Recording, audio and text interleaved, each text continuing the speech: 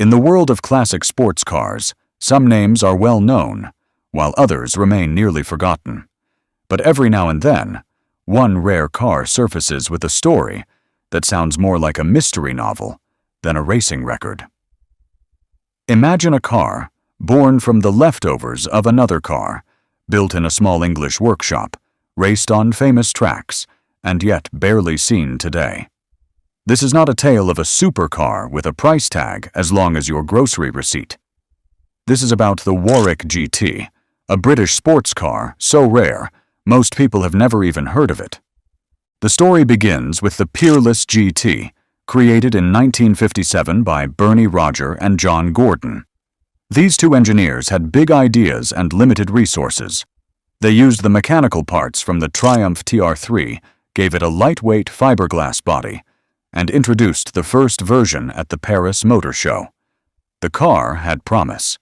Peerless Cars Limited was formed, and around 325 cars were made before the company ran into problems, mainly financial, not surprising for a tiny operation trying to build fast cars in post-war Britain. But Bernie Roger did not give up. Instead, he started over under a new company called Bernard Roger Developments. He made some changes to the old Peerless design and launched the Warwick GT in 1960. This new car had a tubular steel spaceframe, fiberglass body, and a front end that hinged forward like the one on the Jaguar E-Type. It looked different from other cars of the time. He built only about 40 of these Warwick GT cars between 1960 and 1962. Under the hood was a 2.0-liter Triumph inline 4-engine from the TR3. It produced around 100 horsepower and gave the car a top speed between 105 and 118 miles per hour. It could go from 0 to 60 in around 12.6 seconds and got about 32 miles per gallon. The rear axle was a Dadion type with a Salisbury differential. That sounds fancy until you realize that meant you could actually take corners at speed without sliding into a hedge. The car weighed around 1,875 pounds and handled better than most family cars of its time. It came with either a 4-speed or 5-speed manual gearbox, and some versions even had overdrive.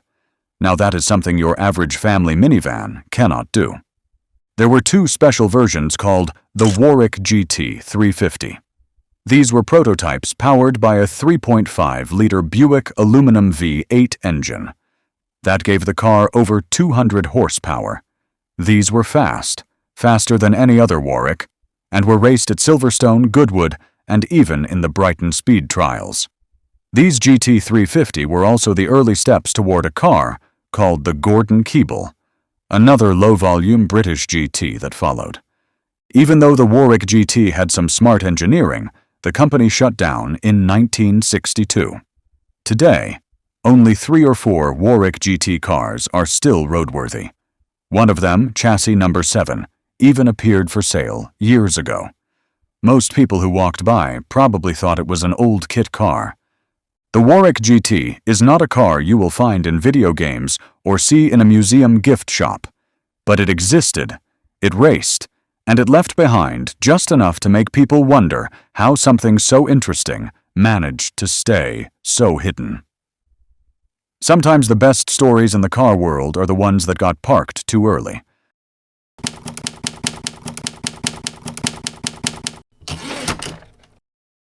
In the world of rare and forgotten cars, there is one vehicle that stands out not because it broke speed records or ruled racetracks, but because it was unusual, bold, and almost nobody has heard of it. It came from a small British company, used an American engine, and had an Italian design. And to top it all off, it proudly wore a tortoise as its logo. This is the story of the Gordon-Keeble GK1. It is not a household name, but maybe it should have been. It had big dreams, loud engines, and a few surprising twists. The story of the Gordon-Keeble GK1 began in 1959. John Gordon, who had worked with the Peerless GT, joined forces with engineer Jim Keeble.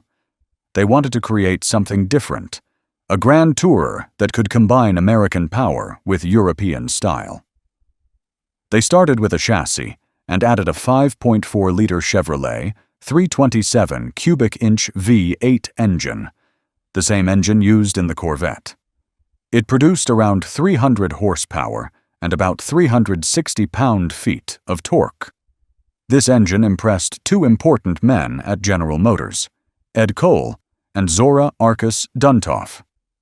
Thanks to them, Chevrolet agreed to supply both engines and gearboxes. For the body design, Gordon-Keeble did not stay local. They sent the car to Bertone, a famous Italian design studio in Turin. There, a young designer named Giorgetto Giugiaro shaped the look of the car in just 27 days. The result was a clean and sharp two-door coupe.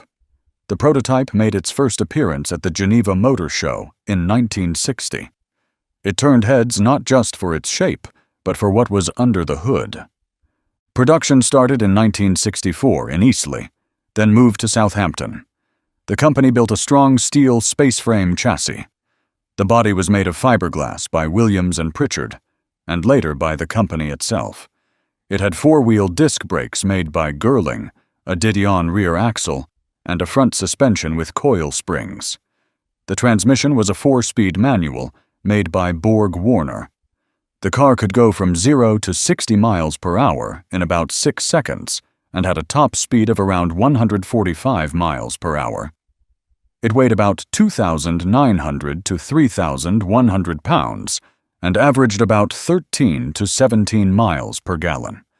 But things did not go smoothly. After building around 82 cars, the company went into liquidation in 1965.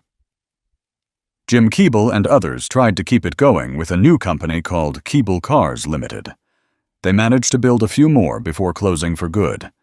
In total, around 100 cars were made. Surprisingly, most of them still exist today.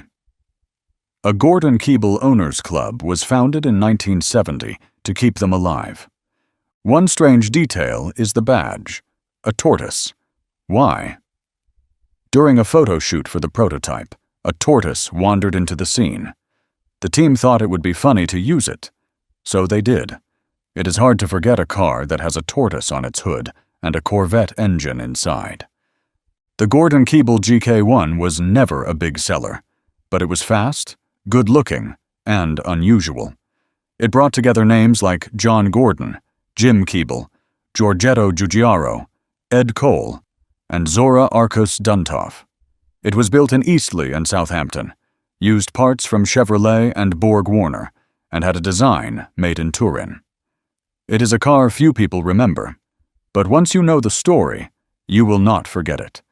And if nothing else, you will remember the tortoise. Imagine a small British car built in the 1970s that looked like it belonged on a racetrack, sounded like it came from a sewing machine, and had a body made out of fiberglass. That car was not from a huge car company. It came from a group of engineers who once worked for Lotus. They had big dreams, small budgets, and a factory in a place called Washington. No, not the one with the White House, but the town in County Durham, England. This car was called the Clan Crusader. The Clan Crusader began in 1969 when three men, Paul Hausauer, Brian Luff, and John Frayling, decided they were tired of working for other companies. They had worked at Lotus, a famous car company, but now they wanted to build something of their own. With help from a government grant, they set up a 24,500 square foot factory in Washington. Their goal was to build a small, lightweight sports car that used parts from the Hillman Imp, another small British car. The Crusader used an 875 cubic centimeter engine from the Hillman Imp Sport. It had a rear-mounted engine and rear-wheel drive. The body was made from two large pieces of fiberglass molded together in a clamshell shape. The whole car weighed between 1,277 and 1,356 pounds, depending on the trim. With about 51 horsepower and 52 pound-feet of torque, it was not very fast, but it could reach about 99 miles per hour and go from 0 to 60 in about 12.5 seconds. Not exactly a rocket, but it could still outrun your dad's lawnmower. The car was first shown to the public in September 1971 in Park Lane, London. Production started soon after. It was offered as both a kit and a fully built car, though that changed when the government introduced a value-added tax on kits. That made things more expensive, and production started to slow.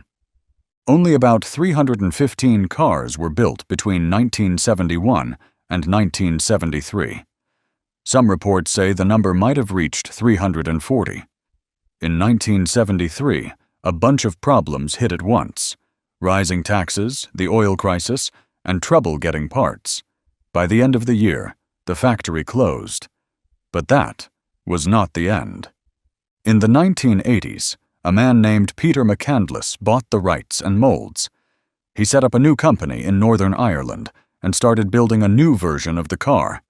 These new models had 998 cubic centimeter Hartwell-tuned engines.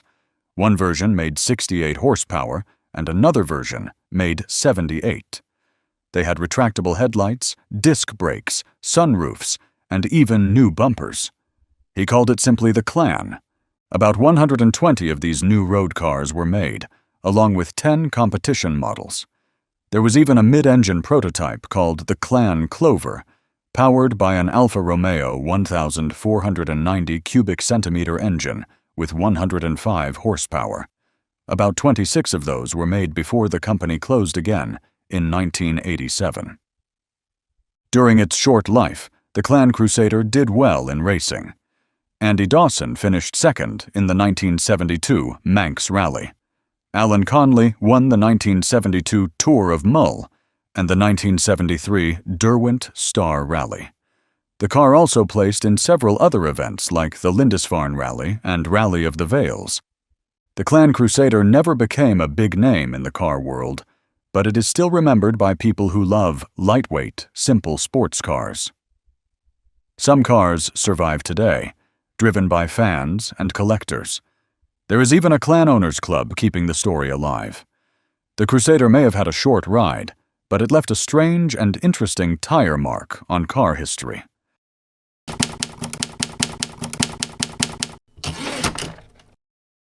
In the early 1960s, something curious was happening in a small workshop near Wolverhampton, England.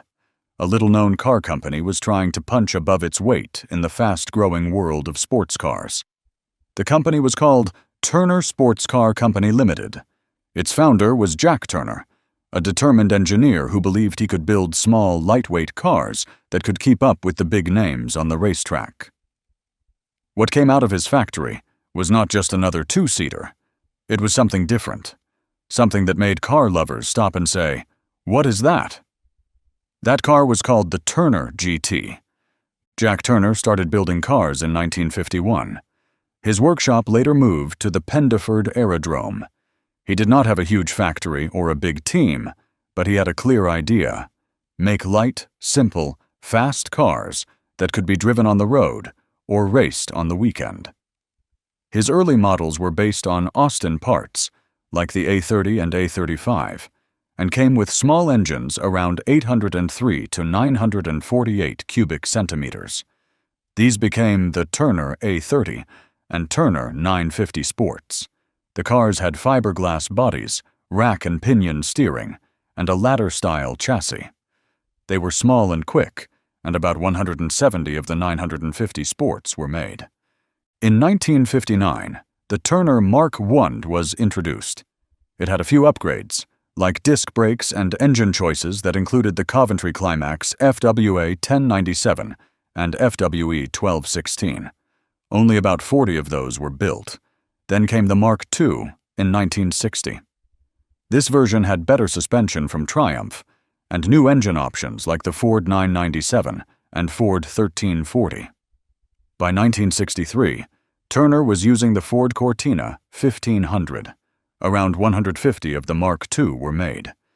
In 1962, Jack Turner tried something new. He built a closed-roof coupe called the Turner GT. This was not a roadster like before. It had a fiberglass monocoque center and a steel frame.